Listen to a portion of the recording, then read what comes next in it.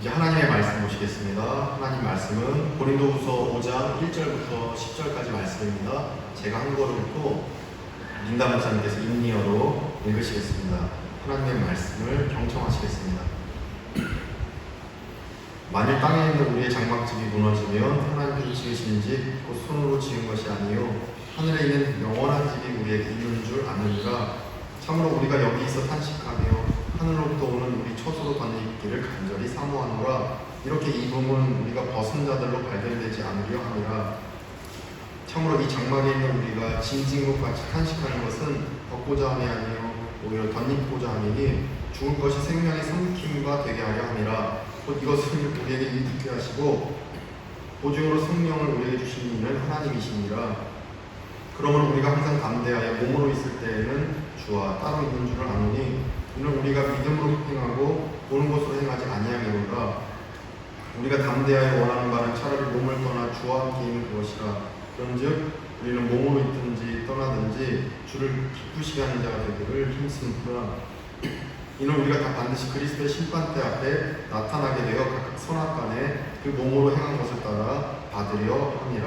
아멘. Karena kami tahu bahwa jika kemah tempat kediaman kita di bumi ini dibongkar, Allah telah menyediakan suatu tempat kediaman di surga bagi kita, suatu tempat kediaman yang kekal, yang tidak dibuat oleh tangan manusia. Selama kita di dalam kemah ini, kita mengeluh karena kita rindu mengenakan tempat kediaman surgawi di atas tempat kediaman kita yang sekarang ini. Sebab dengan demikian kita berpakaian dan tidak kedapatan telanjang. Sebab selama masih diam di dalam kemah ini, kita mengeluh oleh beratnya tekanan. Karena kita mau mengenakan pakaian yang baru itu tanpa menanggalkan yang lama, supaya yang fana itu ditelan oleh hidup. Tetapi Allah lah yang justru mempersiapkan kita untuk hal itu dan yang mengaruniakan roh kepada kita sebagai jaminan segala sesuatu yang telah disediakan bagi kita. Maka oleh karena itu hati kami senantiasa tabah, meskipun kami sadar bahwa selama kami mendiami tubuh ini, kami masih jauh dari Tuhan. Sebab hidup kami ini adalah hidup karena percaya, bukan karena melihat. Tetapi hati kami tabah, dan terlebih suka kami beralih dari tubuh ini untuk menetap pada Tuhan. Sebab itu juga kami berusaha, baik kami diam di dalam tubuh ini, maupun kami diam di luarnya, supaya kami berkenan kepadanya. Sebab kita semua harus menghadap tahta pengadilan Kristus, supaya setiap orang memperoleh apa yang patut diterimanya, sesuai dengan yang dilakukannya dalam hidupnya ini, baik ataupun jahat. Amin. 온유 목장에서 사랑합니다 나의 예수님 제목으로 찬송 올려드리겠습니다.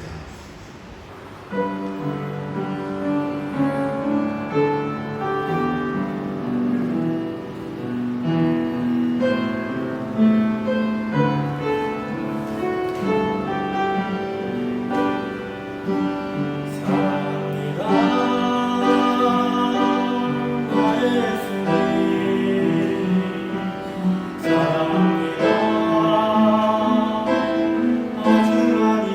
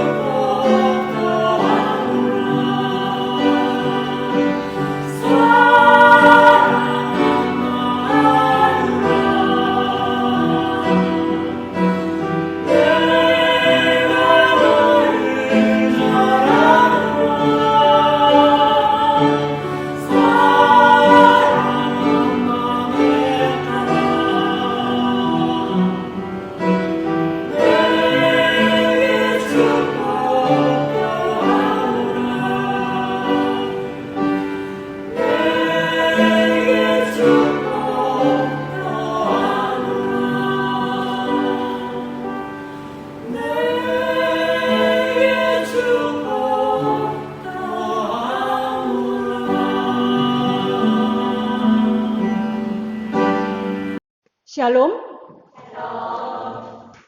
Di pagi hari ini saya sungguh bersyukur kepada Tuhan karena tidak terasa 1 tahun sudah saya berada di tempat ini. Segala kemuliaan bagi nama Tuhan, dan pada kesempatan hari ini juga saya mau mengucapkan terima kasih banyak kepada Bapak Pendeta Yuhojong. Ya, juga saya mengucapkan terima kasih kepada Bapak Ibu, majelis dan jemaat, dan juga Yayasan Bina Ilmu yang sangat menolong saya selama 1 tahun. Dari yang tidak tahu budaya Korea, tidak tahu berbahasa, paling tidak bisa membaca walaupun belum bisa memahami dengan baik. Dan saya sangat banyak belajar dari Bapak Pendeta Yuhojong bersama dengan keluarga Samonim. Saya sangat bersuka cita. Saya dibentuk oleh Tuhan di tempat ini selama 1 tahun dan saya sangat bersyukur kepada Tuhan. Bapak Ibu saudara-saudari yang dikasihi oleh Tuhan, perjalanan kehidupan kita di dunia ini sangat singkat, sementara, seperti kita melakukan sebuah perjalanan. Saya teringat ketika kita melakukan mission trip ke Nusa Lembongan, tentu kita tidak membawa semua pakaian kita. Tentu kita tidak membawa semua yang kita miliki, karena kita tahu bahwa kita ke Nusa Lembongan hanya sementara, tidak untuk selamanya. Nah, demikian juga kehidupan kita di dunia ini digambarkan seperti kemah atau tenda yang ditulis di dalam ayat yang pertama, karena kami tahu bahwa jika kemah, tempat kediaman kita di bumi ini dibongkar, Allah telah menyediakan suatu tempat kediaman di sorga bagi kita, suatu tempat kediaman yang kekal, yang tidak dibuat oleh tangan manusia. Kalau kalau di Indonesia ada namanya pramuka, biasanya pramuka itu memasang tenda atau kemah untuk beberapa saat. Dan ketika mereka selesai melakukan kegiatan, kemah atau tenda itu akan dibuka. Nah, hari ini kita diingatkan bahwa hidup di dunia sifatnya sementara. Kita tidak akan hidup selama-lamanya di dunia ini. Karena kehidupan yang kekal, kehidupan yang indah, sudah Tuhan sediakan bagi kita di sorga yang kekal. Mungkin bisa kita bayangkan juga ketika kita ke suatu tempat, ke mall atau mungkin ke tempat yang lainnya, pasti kita harus memarkirkan kendaraan kita. Entah kita membawa kendaraan mobil atau motor, kita parkirkan. Dan ketika selesai urusan kita pasti akan kembali lagi mengambil kendaraan itu. Nah, ini menggambarkan bahwa kehidupan kita itu sementara. Tidak untuk selama-lamanya kita akan tinggal di dunia ini. Itulah sebabnya Rasul Paulus menggambarkan kehidupan kita itu sebagai sebuah kemah, sebagai sebuah tenda yang bisa saja dia dibongkar dan kita akan selama-lamanya nanti bersama dengan Tuhan.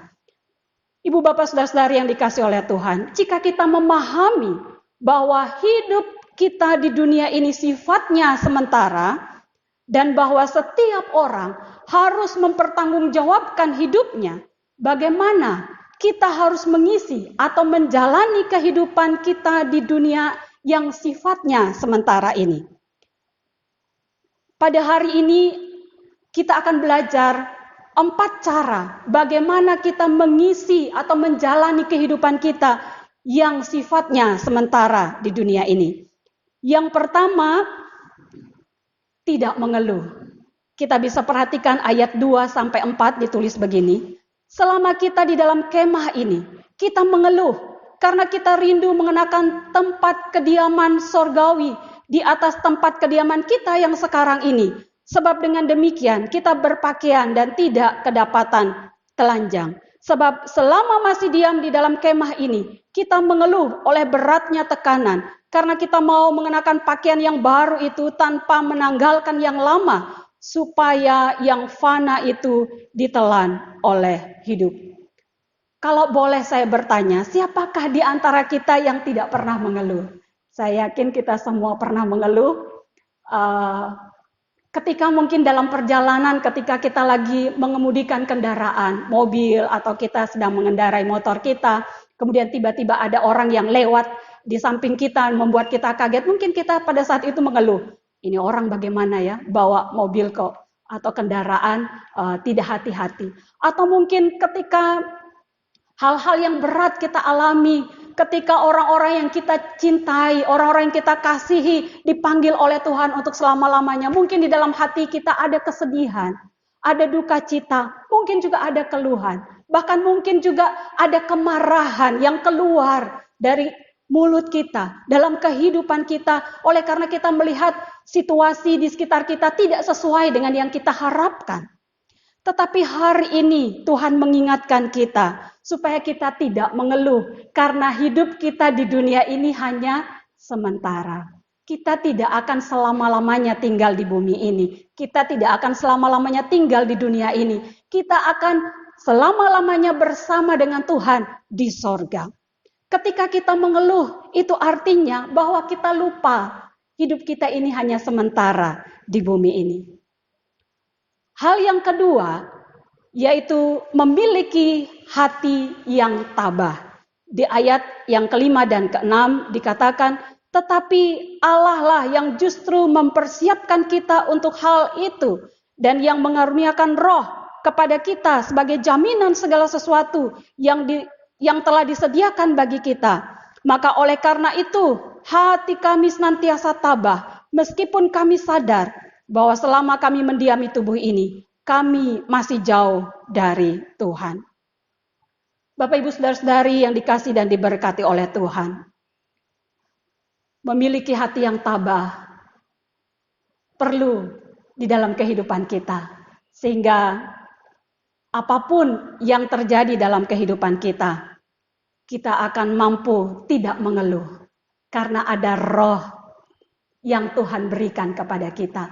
Ada roh Tuhan yang akan menguatkan kita. Ada roh Tuhan yang akan memimpin kita. Ada roh Tuhan yang menyadarkan kita bahwa hidup kita di dunia ini hanya sementara, tidak kekal.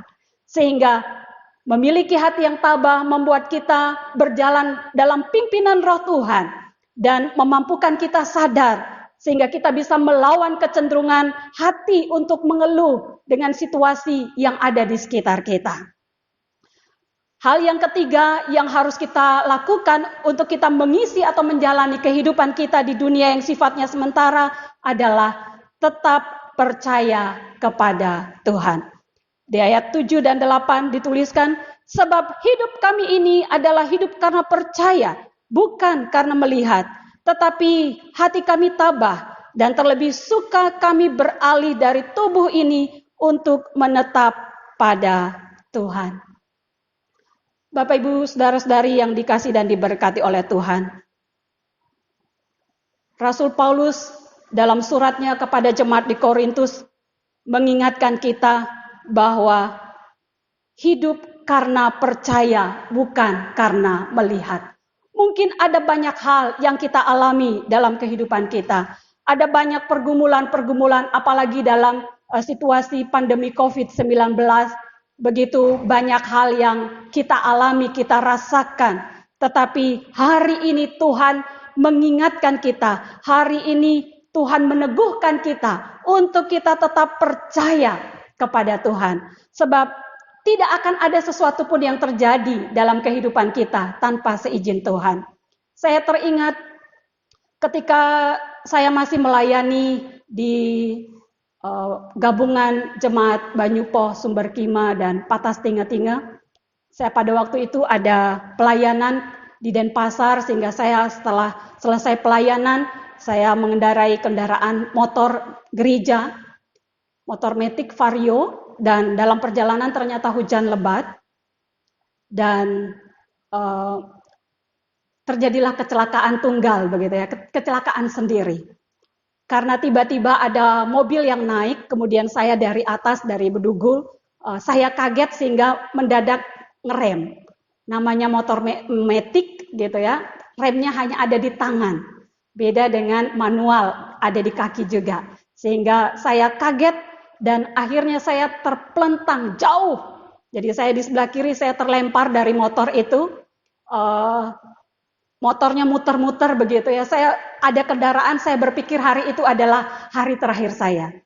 Saya sudah berpikir, Tuhan, tolong saya. Karena saya lihat ada motor, ada mobil. Saya sudah berpikir itu hari terakhir saya.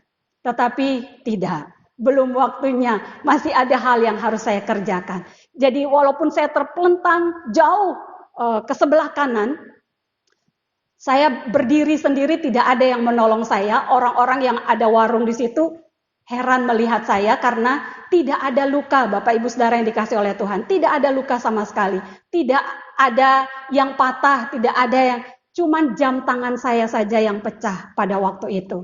Dan tas jubah saya, celana, jas hujan itu yang robek. Tapi tubuh saya tidak ada satupun yang lecet, tidak ada yang patah, tidak ada yang terluka sama sekali. Dan hari ini saya diteguhkan lagi bahwa saya harus tetap percaya kepada Tuhan. Tidak akan ada sesuatu pun yang terjadi dalam kehidupan kita jikalau Tuhan tidak mengizinkannya.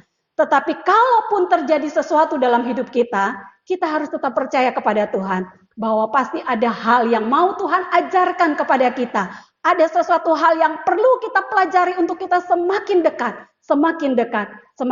dengan Tuhan dan mengerti segala rencana dan kehendaknya. Tuhan inginkan kita tetap tinggal di dalam Dia. Jangan pernah keluar dari kasih karunia-Nya, tetapi tetap tinggal, tetap percaya, karena kita hidup oleh karena percaya, bukan karena melihat. Bapak Ibu Saudara yang dikasihi oleh Tuhan, hal yang keempat yang perlu kita lakukan adalah hidup berkenan kepada Tuhan.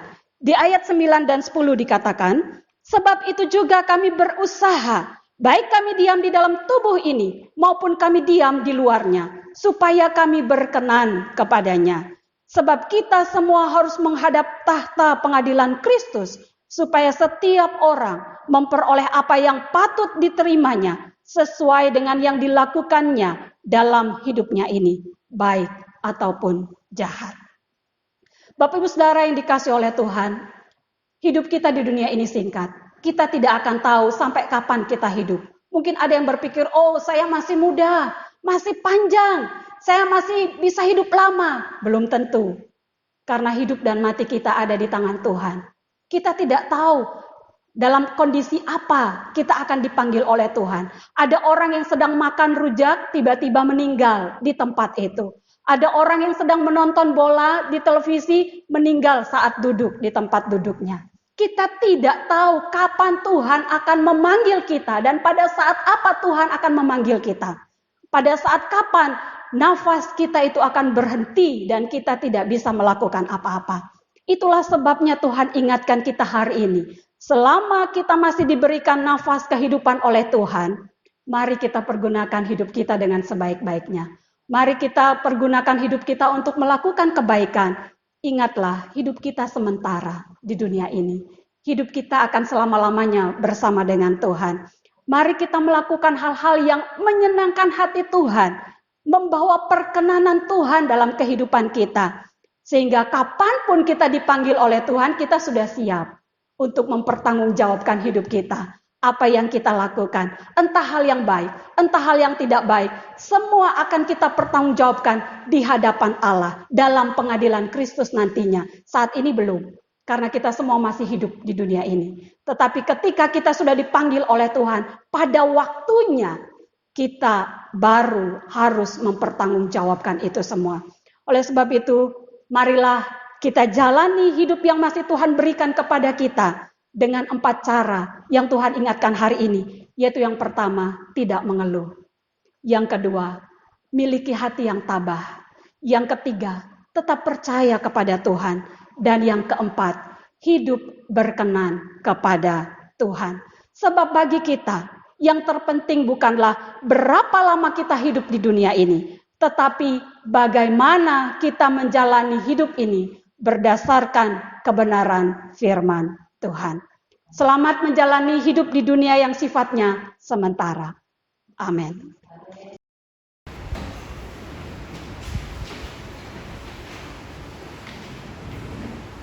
오늘 귀한 말씀 기억하시면서 다 같이 일어나셔서 찬송가 492장 잠시 세상에 내가 살면서 보시겠습니다.